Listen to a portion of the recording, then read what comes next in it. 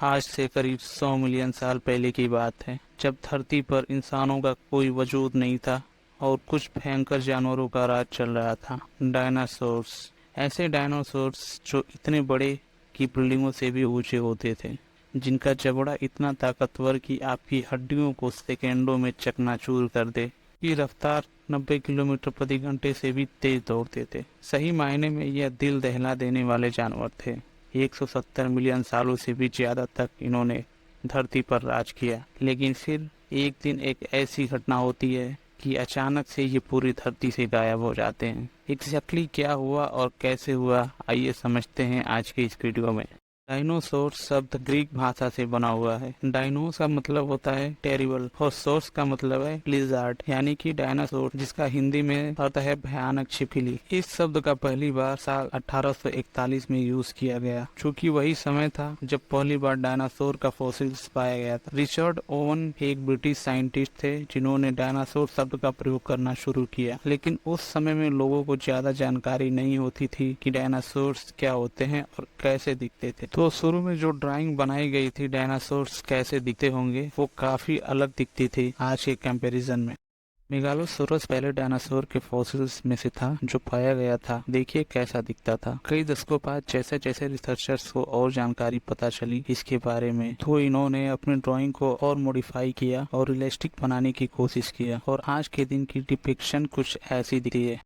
के दिन लगभग 10,000 से भी ज्यादा डायनासोर्स के फॉसिल्स होकर निकाले जा चुके हैं दुनिया भर में पेंटोलॉजिस्ट के द्वारा, लेकिन 900 अलग अलग डायनासोर्स के स्पेसीज को हमने आइडेंटिफाई किया है। साल 2003 से लेकर साल 2022 तक ऑन एवरेज हर साल 45 नई स्पेसीज पाई जाती है डायनासोर्स के। ये फोटो देखिए जो पिछले साल 2021 में नए डायनासोर्स के फॉसिल्स को कवर की गई। इनमें से ये देखिए चिली में पाया गया एक बहुत ही अजीबोगरीब तरह का डायनासोर्स, जिसकी पूंछ पर एक बड़ी ब्लेड टाइप का वेपन लगा है, जिसके मुंह पर चोंच है। इसे नाम दिया गया स्टेगोरोस इलेंगेसन। ओवरऑल कहा जाए तो हम बहुत कुछ जानते हैं डायनासोर के बारे में आज के दिन। आइए कहानी की शुरुआत करते हैं। चलते हैं कई मिलियन साल पीछे चलते हैं। वैज्ञानिकों का कहना है कि डायनासोर 230 से 240 मिलियन साल पहले इमर्ज किया होगा, क्योंकि जो सबसे पुराना डायनासोर हमें मिला हुआ 30 मिलियन ईयर साल पुराना है। यह अफ्रीका में मिला।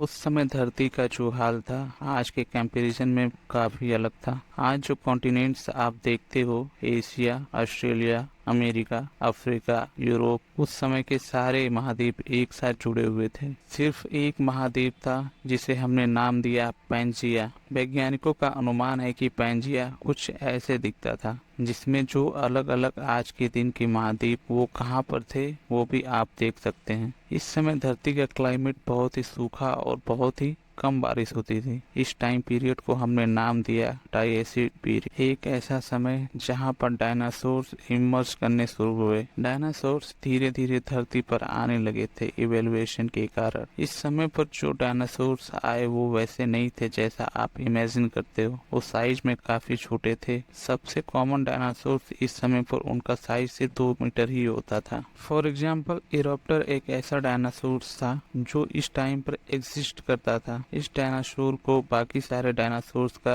एंसिस्टर भी बताया जाता है। 1 मिलियन ईयर पहले ट्रायसिक पीरियड खत्म हुआ, जब अचानक से धरती का क्लाइमेट बदल गया। ये जो पेंजिया था वो टुकड़ों में टूटना शुरू हो गया। इन सुपर कॉन्टिनेंट्स में दरारें आने लगी, बड़े बड़े वोल्केनिक एक्सप्लोजन होने लगे, जिससे बहुत सारी कार्बन डाइऑक्साइड और सल्फर डाइऑक्साइड गैसेस रिलीज हुए, जिसके कारण जलवायु काफी तेजी से बदलने लगी।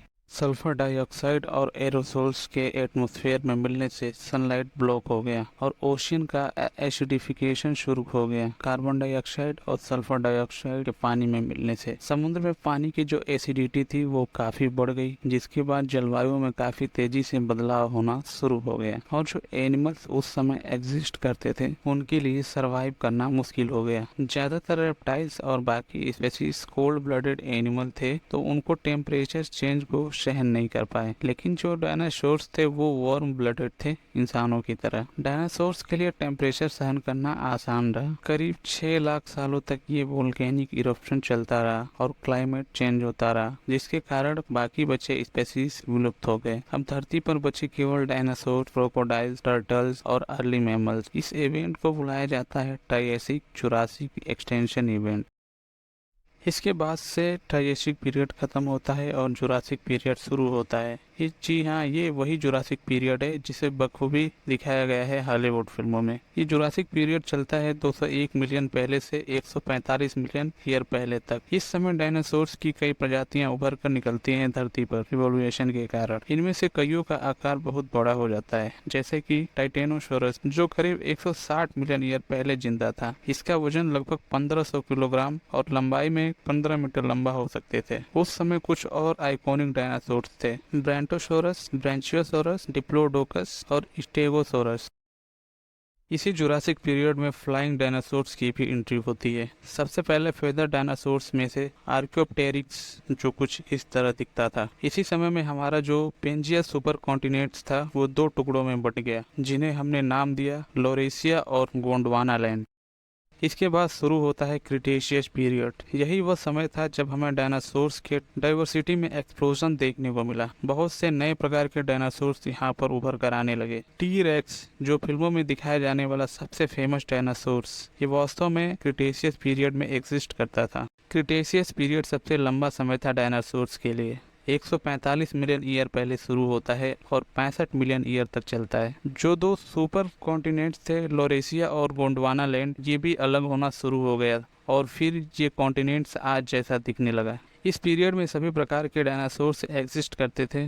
रैप्टोर्स, आर्मर्ड डायनासोर, हेर्बीवोरस डायनासोर्स, बड़े खूंखार कॉर्निवोरस डायनासोर्स, टाइटेनोसोरस जो उस समय सबसे बड़े लैंड एनिमल था, अर्जेंटिनोसोरस जिसका वजन 77 टन तक हो सकता था, और टी रेक्स जो 40 फीट लंबा होता था। इसका जबड़ा सबसे मजबूत और शक्तिशाली था अगर आप किसी और जानवर से कंपैरिजन करते हो तो। टी रेक्स पीरियड हम इंसानों से काफी करीब था, क्योंकि जो टी रेक्स पीरियड था ये जुरासिक पीरियड के बीच का डिस्टेंस 80 मिलियन ईयर था, और टी रेक्स से इंसानों के टी-रेक्स और ह्यूमन के बीच का डिस्टेंस केवल 68 मिलियन ईयर्स है। एक और डायनासोर्स इसी पीरियड में एग्जिस्ट करते थे जिसका नाम है ऑर्निथोमिन्स। ये बिल्कुल शुतुरमुर्ग की तरह होते थे। ये करीब 80 किलोमीटर प्रति घंटे की रफ्तार से दौड़ सकते थे। क्विट्जागोटलस ये उड़ने वाला डायनासोर था। इसका पंख लगभग 10 से 11 मीटर लंबा था। डायनासोर्स के लिए ये पीरियड काफी अच्छा था। क्लाइमेट इन्हें फेवर कर रहा था। नई नई स्पेसीज की एवोल्यूशन होने लग रही थी। सब कुछ अच्छा चल रहा था। तभी एक दिन कुछ ऐसा होता है जिससे हमेशा के लिए डायनासोर्स खत्म हो जाते हैं।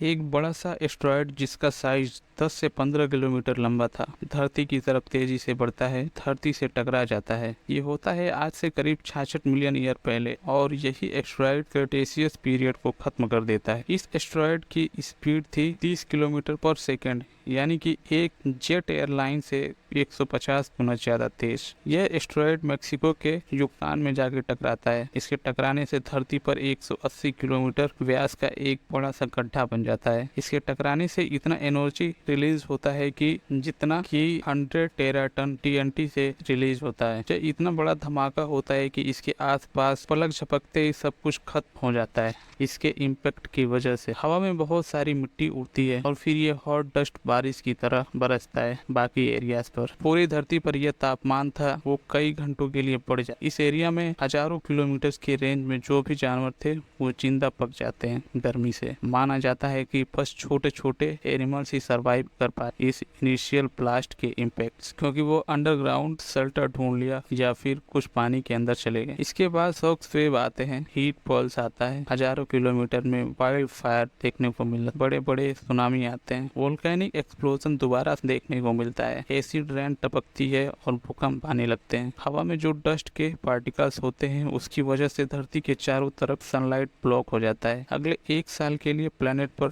न्यूक्लियर विंटर आ जाता है। तापमान बड़ी तेजी से नीचे गिरता है। अनुमान लगाया जाता है कि अगले 3 सालों तक धरती पर तापमान इतना कम हो जाता है कि जिसकी वजह से कई सारे प्लांट्स और जानवर मर जाते हैं। अगले 1 सालों तक सनलाइट ब्लॉक थे जिससे फोटोसिंथेटिक करना इम्पॉसिबल हो जाता है प्लांट्स। तो प्लांट प्लांट्स मरते हैं। प्लांट्स के मरने से हेर्बीवोरस डायनासोर्स मर जाते हैं क्योंकि उनको खाना नहीं मिलता, और उनकी वजह से कार्निवोरस डायनासोर्स वो भी मर जाते हैं। एक चेन रिएक्शन यहाँ पर होता है। धरती पर केवल छोटे जानवर ही बच पाते हैं, जैसे कि मैमल, लिजार्ड, टर्टल्स और चिड़िया। ये जानवर इसलिए जिंदा बच पाते हैं क्योंकि यह स्कैवेंजर्स की तरह भी सर्वाइव। छोटे जानवरों को एक लंबा समय मिल जाता है जिंदा बचे रहने के लिए। इसके अलावा कई हजारों सालों तक एसिड रेन होती रहती है। जब न्यूक्लियर विंटर का अंत होता है, एटमॉस्फेयर में जो डस्ट था वो धरती पर नीचे आ जाता है और सनलाइट फिर से आने लगती है धरती पर।